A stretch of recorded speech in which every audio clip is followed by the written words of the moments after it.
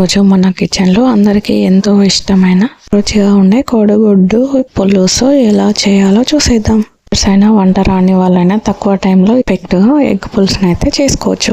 ఇడి అన్నంలో ఈ పులుసు వేసుకొని తింటే ఇంకా ఏ కూర అవసరమే లేదండి. ఇటువరకు అయితే చూడండి, స్కిప్ చేయకుండా చిన్న టిప్స్ అయితే చెప్తాను.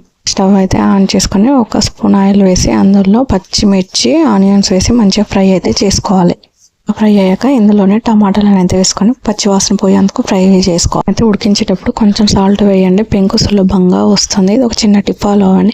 ఫ్రై అయ్యాక పక్కకు తీసుకోవాలి. కొద్దిగా ధనియాలు నువ్వులను కూడా మంచిగా ఫ్రై చేసుకొని పక్కన పెట్టుకోవాలి. చింతపండు అయితే నానబెట్టుకొని పక్కకు పెట్టుకోవాలి. ఇవన్నింటిని అయితే మెత్తగా పేస్ట్ చేసుకోవాలి. మంది ఉడికించిన గుడ్లను ఆయిల్లో ఫ్రై చేసి ఉప్పు కారం వేసేసి ఎగ్ పులుసులో వేస్తారు. అలా మాత్రం చేయకండి, టేస్ట్ బాగోదు అస్సలు.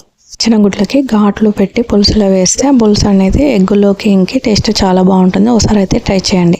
అయితే ఆన్ చేసుకుని ఒక గిన్నె పెట్టి గిన్నె వేడయ్యాక నూనె వేసి నూనె వేడైనాక జీలకర్ర కట్ చేసుకున్న ఆనియన్స్ వేసి మంచిగా అయితే కలిపేసుకోవాలి.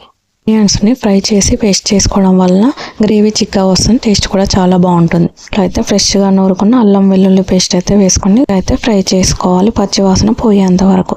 చింతపండు రసాన్ని కాకుండా ఇక ఇది మంచిగా ఫ్రై అయ్యాక ఇందులో కొద్దిగంత పసుపు వేసి మంచిగా ఫ్రై అయితే చేసుకోవాలి. చింతపండుని అయితే పేస్ట్ పట్టుకొని వేసి గ్రేవీ చిక్కగా వస్తుంది, టేస్ట్ బాగుంటుంది. ఇందులోనే కరివేపాకు వేసి ముందుగా మిక్సీ పట్టుకున్న పేస్ట్ని అయితే ఇందులో వేసుకొని కొన్ని వాటర్ అయితే వేసుకోవాలి.